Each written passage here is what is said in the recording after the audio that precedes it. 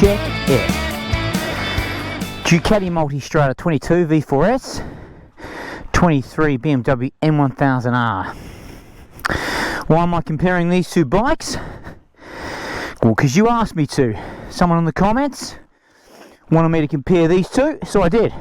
So here we are, and we'll start with riding position, seating position. Firstly, again, I'm flat-footing easily on the big Italian, and I reckon even shorter riders will be okay. I think they've lowered this model, the V4s. I think it's lower, and the suspension, I've got it set for auto, so it just automatically adjusts for your height, your weight.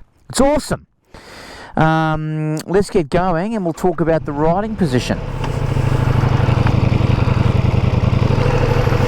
So first thing I will say is your arms are actually stretched out a bit further than you think.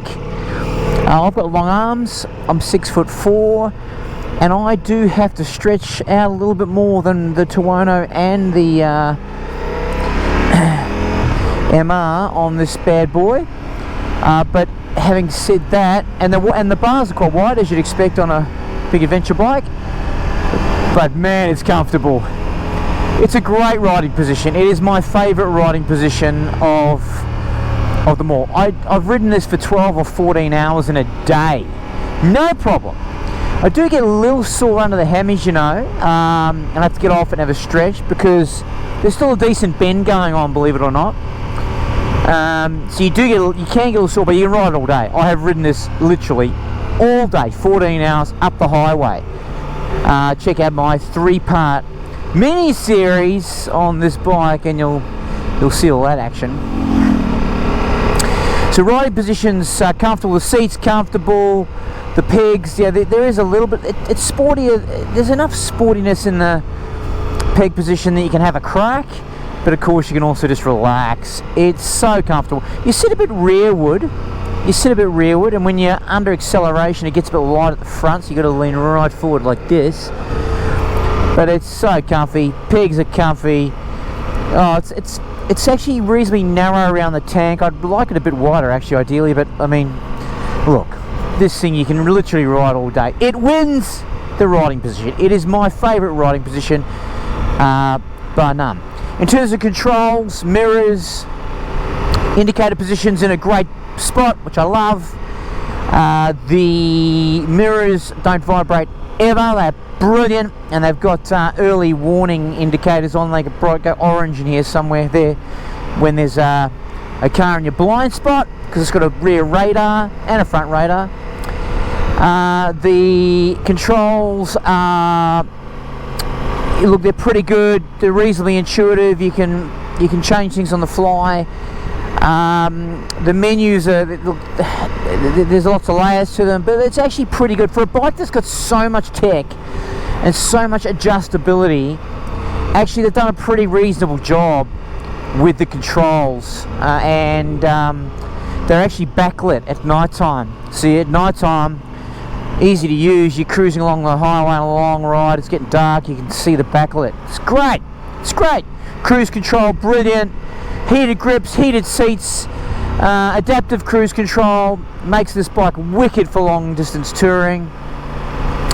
So the controls are excellent. I think the Tuono's controls are better, more intuitive, but this is probably on par with the BMW. It's close. It's close. I'll give it a tie for controls, mirrors and all that. The Quickshifter is excellent Ducati. It's the first and only Ducati Quickshifter I've ever said that about. They've done a ripping job of the Quickshifter on the Multi. Really, really good. At a low speed too. Actually, the low speed manners, look at that. Low speed manners of this bike, with one exception. There's one bugbear I've got. I'll tell you about that in a minute. But the low speed manners are awesome. It's such a smooth V4, really great at low speed. Quickshifter, look at this, you know, here we are, beautiful. Look at that, I've just shifted up 4 gears, going uphill at a low speed, no problem. With one exception. We're going to talk about my big bugbear with this motorcycle, the thing that actually kind of makes it less. Back soon, please buy ticket at pay machine. Cool. Oh yes. Okay, my bugbear on this bike is the shift from second to first in both directions, up and down. It's crap.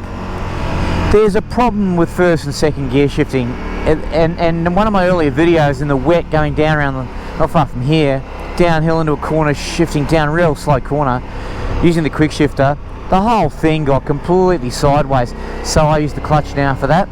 So yeah, the second to first or first to second is a problem, but otherwise the Quickshifter is so good. You know what, if it wasn't for that first to second issue, I might even actually rate this Quickshifter as good as the BMW. I mean, at times it actually feels better, can you believe, than the BMW, and that is saying something. Look at this. That is saying something, because the BMW's Quickshifter is best in class, but this is really good. Ducati's best Quickshifter. I've owned a lot of Ducatis, modern ones. This is definitely the best Quickshifter they've put in a bike, by far. So, how does it score? Better than the Tuono. Absolutely better than the Tuono. One second. It's a tricky corner, that. Definitely better than the Tuono. By a long way. And look, I think it's as good as the BMW, except for first and second. And because of that, I'll give the Beamer the points on Quickshifter, only because of the first and second doodacky. Okay? Yeah. So there you go. That's my view on the Quickshifter. Oh, the handling is so good on this bike. I'll tell you, I love the way this bike handles. I really do. Just one pre and handling, one negative that's kind of a positive in one. This bike is way easier to speed on than the Tuono or the Beamer, and definitely easier to speed on than the Beamer. It's so smooth and so torquey that you just speed effortlessly on this without even knowing it. The engine response is just delightful. This is a great engine, man, in this bike, the way they've got it. In fact, let's talk about the engine. We'll talk about handling a little later. Let's talk about the engine. I rate this engine in this bike, I reckon, as good as the Tuono V4s factory. It is so good. I don't rate this engine, you may recall on some other videos, I don't rate it that highly in the Panigale. It's good, obviously brilliant, but I have some niggles with it on the Panigale. But this engine, the way they've tuned it for this bike, it is so good. It is so good. It is so fast, so torquey and smooth. That's the main feature of the motorcycle. It is the main feature, the engine. It is incredible in this application. They should tune it like this for the Street Fighter, I reckon. I reckon it could make it a better bike. It is delightful in this, so smooth. You can short shift all day long. I'm in 5th gear here, 7 k's now. There's so much torque on tab. Oh, I don't have to change. I can stick in this gear all day long. No sweat. No sweat. It's so good. Oh, the response, the torque response is so good. That's 5th gear. Braking, excellent for a big bike. Yep, yeah, really good for a big bike. That's downhill. And I wasn't maxing out the brakes there. I was just braking solidly. Look, the initial bite of the brakes is kind of Tuono-esque. You know, it's not that impressive because she's a big bike, right? But then the actual stopping power beyond the initial bite's very good. Very, very good. So yeah, great engine. Really, really solid job with the braking. Let's do an emergency stop here. We're downhill. Oh yeah, and very stable. Maybe a little wobble as the ABS was doing its thing, but Excellent, excellent braking. This bike is a bit wobbly with the bags on. I've got all the bags on. I'll show you in a minute. I've got side bags and top box on, and it is a little wobbly at higher speeds. And I notice even then I'm braking, just you can feel the bags wobbling around. So yeah. Now engine, I think the engine in this, I think I'm going to give it to the Ducati. The way they've tuned this engine, I'm going to give it to the Ducati. I reckon it wins. I think it's a better engine. The way they've got it tuned for this bike against the Beamer, I'm going to give it to the Ducati. And I've had this out for days and days on end, and on, you know, fast riding, twisties and high-speed corners, and it's just so addictive. It really is great, and it's that torque response. That low down torque and mid-range torque response, and braking I'm giving to the BMW. So BMW's braking is just so good that makes everything else look average. But this is definitely better than average. So it's engine, braking, electronics. Electronics on this are really good. They're kind of BMW-esque because you very rarely feel them. You know they're there, you know they're doing their thing, but you very rarely feel them. And it's got great controllability of the electronics in the menus here, and you can control things on the fly quite easily too, including suspension and traction.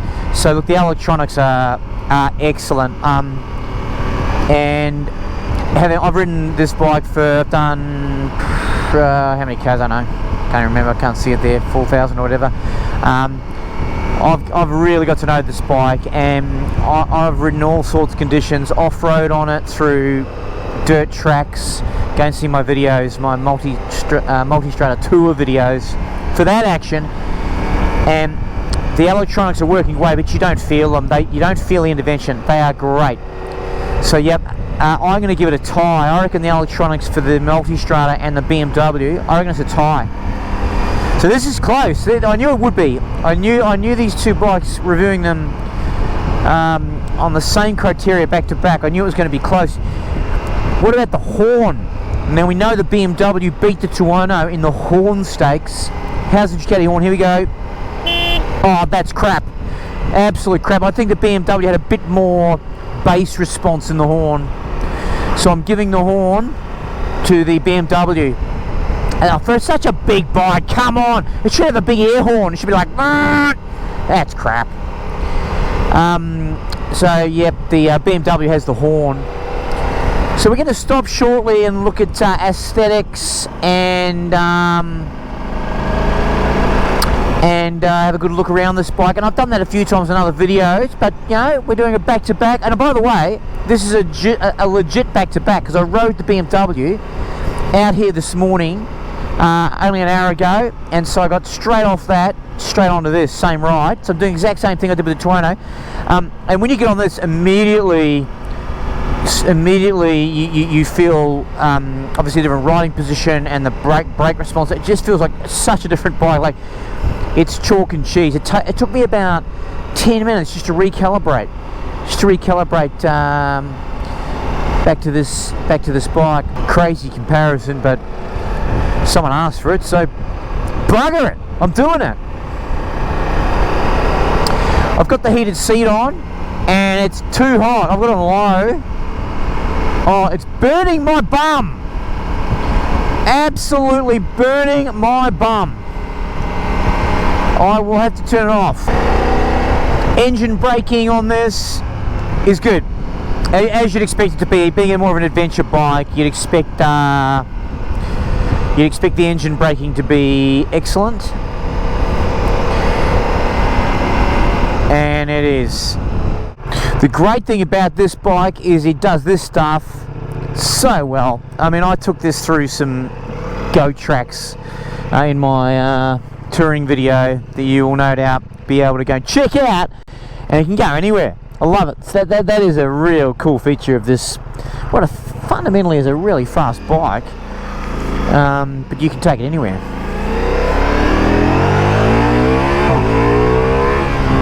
What is the acceleration like?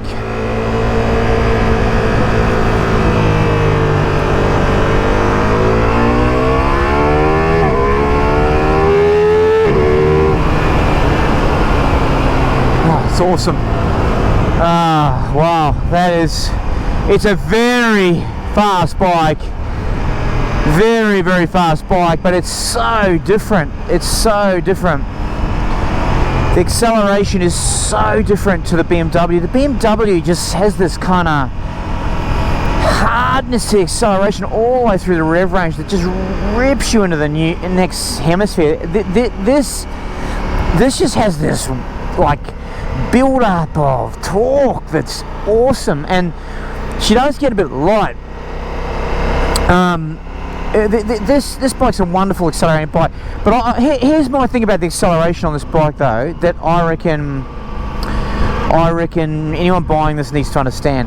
Accelerating from first and second gear, it's a bit hectic. It's a bit hectic because it does get a bit light and it's a big bike. It's a bit hectic. It's fast, but the real great thing to do is when you're going through the big sweepers, high speed corners, and you just want to use the torque of the bike, of the motorcycle, and you're in like third gear, fourth gear, and wide open throttle through faster stuff. It is so good.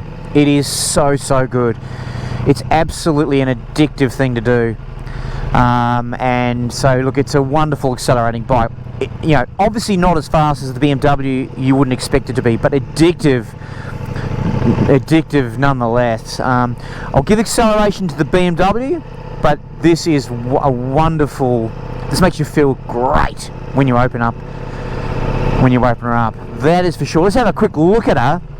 Let's have a look at the beast,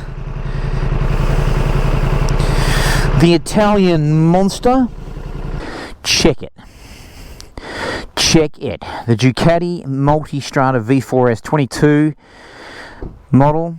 22 or 23? That's a good question. I can't remember. Anyway, the latest model, that's for sure. And you'll see the Denali D7 lights. You'll see I've got the top box, the side bags, the crash bar. I've even got the SW Motec there. I reckon this is a really good looking bike. I actually really like the look of it. Love it. And for an adventure bike, but just as a bike generally, I love the look of it. I really do.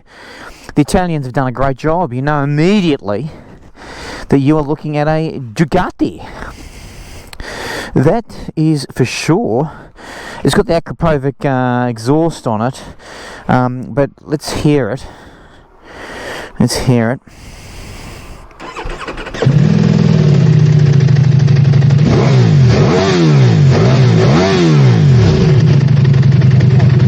So when that exhaust valve opens up, when you are accelerating, it does sound sick. But there she is, the Ducati Multistrada. I reckon it's a great looking bike, and it's a go anywhere machine. Look, there's the lights. Hey, there she is. Beautiful. Okay, the fuel economy on this bike is awesome. I can do like hundreds of kilometers on this in a tank, and you'd expect that it's an adventure bike. So this wins on fuel economy. Well, fuel range it wins on. Fuel economy itself per se, it's probably on par with the BMW, but the BMW's got a much smaller tank. So yeah, I'm getting I can't even remember, but I'm getting, you know, hundreds of Ks on the tank of this. So if you buy this bike, you don't have to stop as much. I mean, that's like, you can look up the technical specs of fuel economy from someone far more technical than me, but all I care about is how far can I ride on this. Well, I can ride a long way before I fill up. Hundreds of Ks. I can't remember how many hundred. I don't care. But this wins. Got a bigger tank. Goes further. Simple as that. That's the layman's analysis. Price. This was high 30s, so 38,000 Australian dollars, I think, with all the gear I've got on it, including the Akrapovic exhaust and the bags. Oh, it's so nice. Honestly, this bike cruising through these big sweepers at moderate speed, it's just beautiful. Oh, it's all coming back to me. How does this bike make you feel?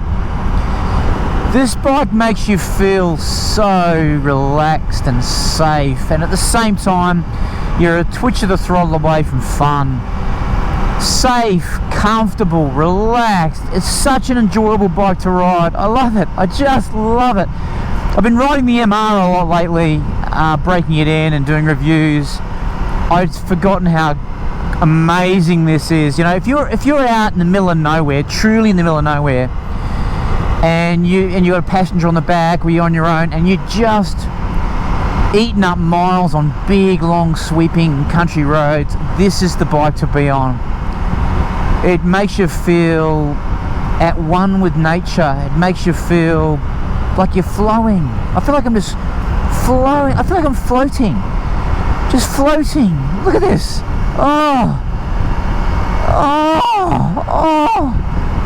Just floating on a cushion of air. It's so good. So good. And so easy to speed on. The handling. The handling on this is incredible. The leverage you get from the bars. It's also got narrower tyres too, so that tip end is really good. There's so much mid-corner stability, but also adjustability. You can change your direction and so easily. Oh, it's really, really super good. Super good.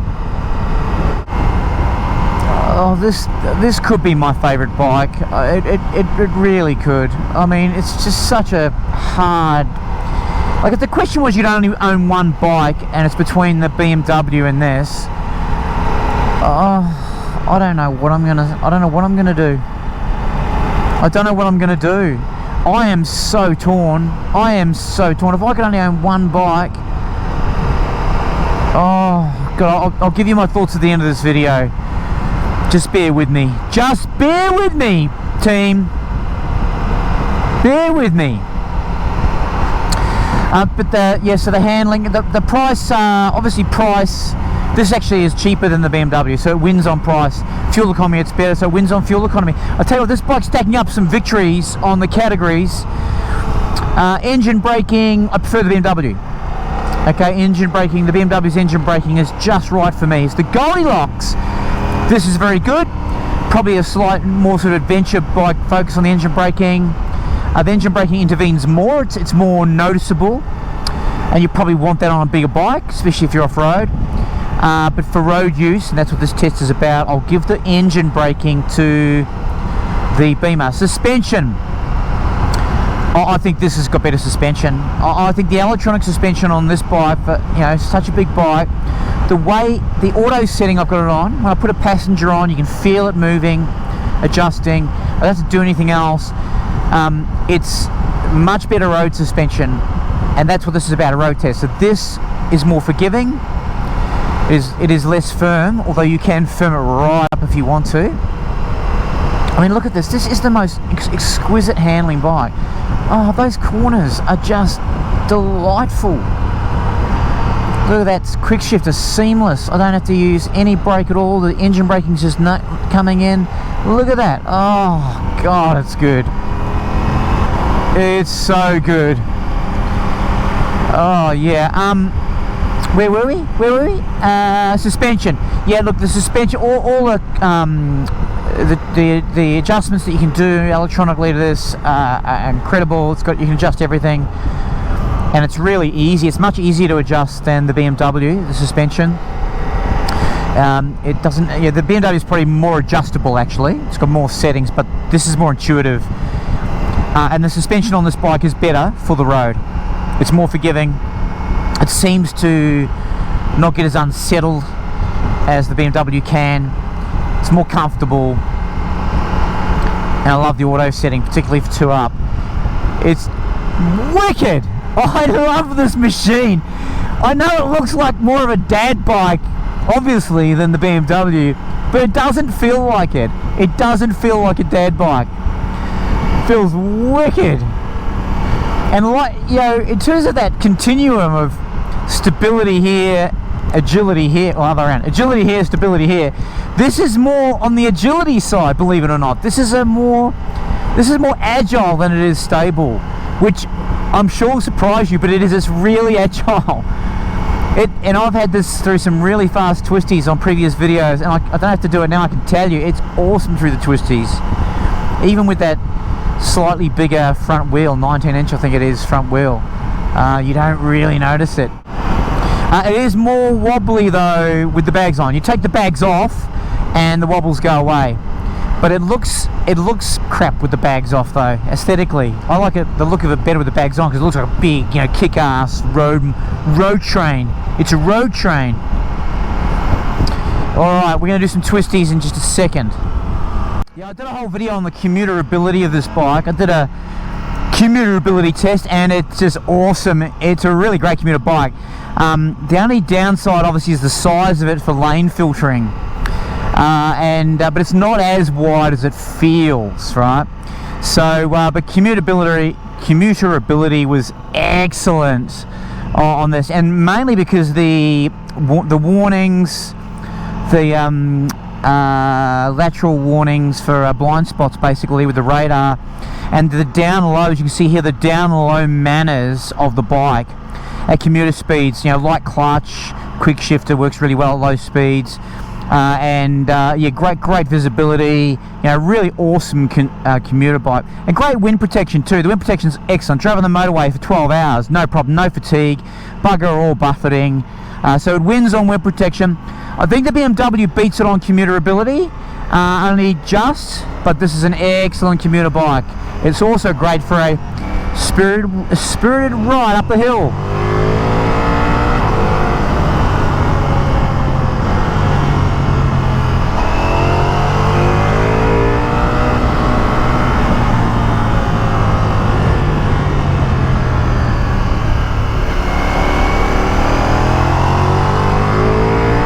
Love the short shifting on roads like this. You have to unsettle the bike too much with gear shifts. Changing direction, big bike, no problem.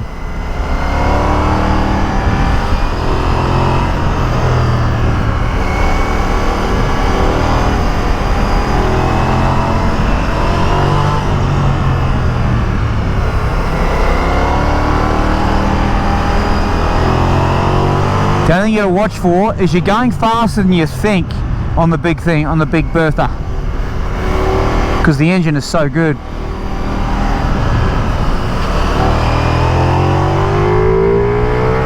When the valve opens, the exhaust sounds great.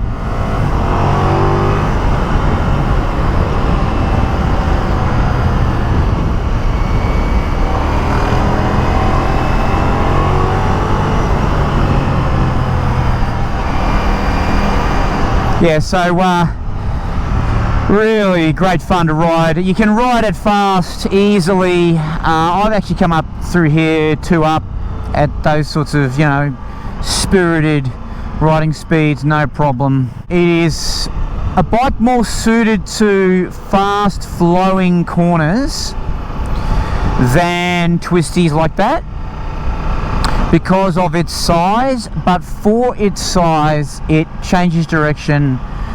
Well, it changes direction really well, and so I could feel the front tyre at times just then, you know, getting a little jittery, and whereas on the BMW you don't. Having said that, the tyres on this are really great combination for, you know, mainly road riding obviously, but great in the wet weather. Great wet weather tyres, and also obviously good for dirt tracks and green lanes. Not hardcore off-roading tyres, but if you're going to do hardcore off-roading, you put knobbies on. So look, big decision to be made. Which is my favourite bike if I could only own one? The Multistrada or the BMW? Given I just crowned the BMW the champ over the Tuono earlier in the week, oh, if I could only own one. You know, if all I did was, if I lived in the country and I had big sweeping fast roads all around me, I reckon I'd take this.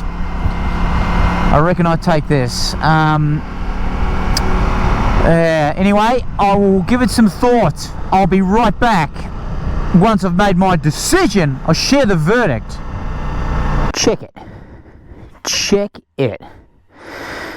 Ducati Multistrada 22 V4s, 23 BMW M1000r. Why am I comparing these two bikes? Well, because you asked me to. Someone in the comments wanted me to compare these two, so I did. Well, I'm going to. And, well, I did. And so, as unlikely a couple as they are, I back-to-back them. I back-to-back this baby this morning, and then straight after I jumped on the Multi. And it's not as crazy a comparison as you think. Because if the question was, if I could only own one, which would it be? It becomes a very difficult question. Look, the reality is, if you want a hyper naked, that's the best. If you want an adventure tourer, that's the best. If you live out in the countryside and you've got big sweeping roads and a bit of off-road, you get that. If you live in the inner city, you get this. I mean, that's the problem with a comparison like this. But, to the question, if you could only own one, which would it be? Well, I suppose the answer is, depends on where you live. If you live in the city, you get this.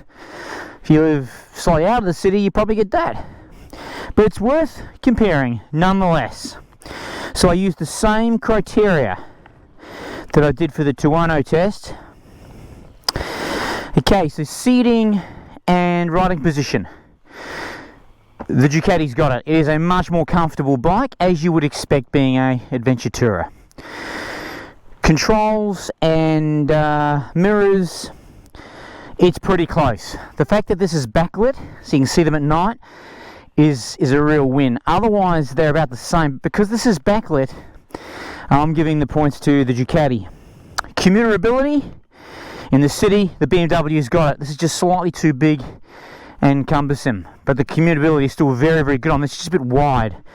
That's all. Although these blind spot monitors make it very, very cool in the city, and it's a big plus for commuter ability. Filler up ability, they're both the same. 10 out of 10, easy to fill up. Quick shifting, look, they're basically very close, very close. This is the best in the class.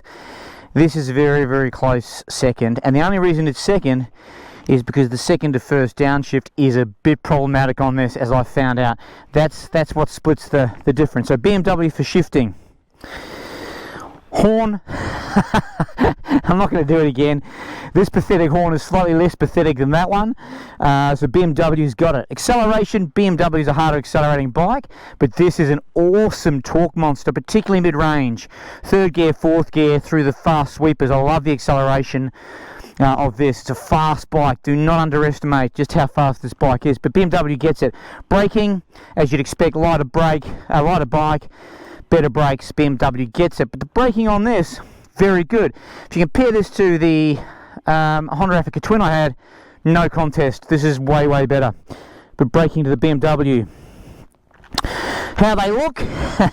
Well, I mean, this is stunning. This is awesome too, but I give the looks department to the Darth Vader BMW. But this is the best looking touring bike in my opinion. BMW for aesthetics for me. Electronics, look, it's a tie. Both excellent. You don't know the electronics are working on either bike. They are working, but you don't feel it, and that's really what you want.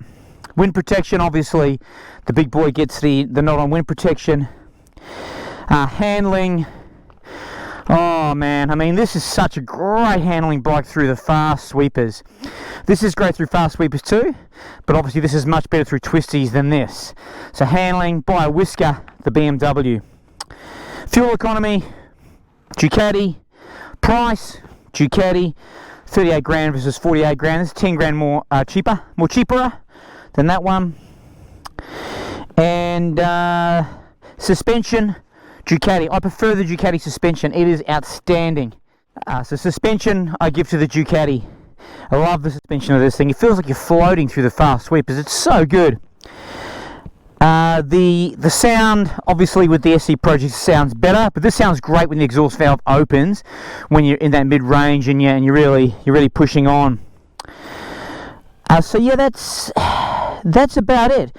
I think that's everything. Engine braking, I give to the Beamer, just a smidgen over the Ducati. But look, this review is actually quite interesting. You know, these are two great bikes. If you could only have one, which would it be? Look, I can't answer that. I need more time. on the BMW before I'm prepared to answer that. But it is a lot closer than you might think. Very different concepts, very different design, very different target market, and very different approach to motorcycling, both these bikes. But if you'd only own one, it's not a knockout, easy, one-sided decision. It's a hard choice. So I'm going to give it some more consideration. I'm going to ride this some more, and I will come back with a verdict in due course. But this bike here, ladies and gents, is a stunning motorcycle and might be my favourite bike of all time. I want to give it a bit more consideration. I'll report back. In the meantime, that's all I got for you. See you later.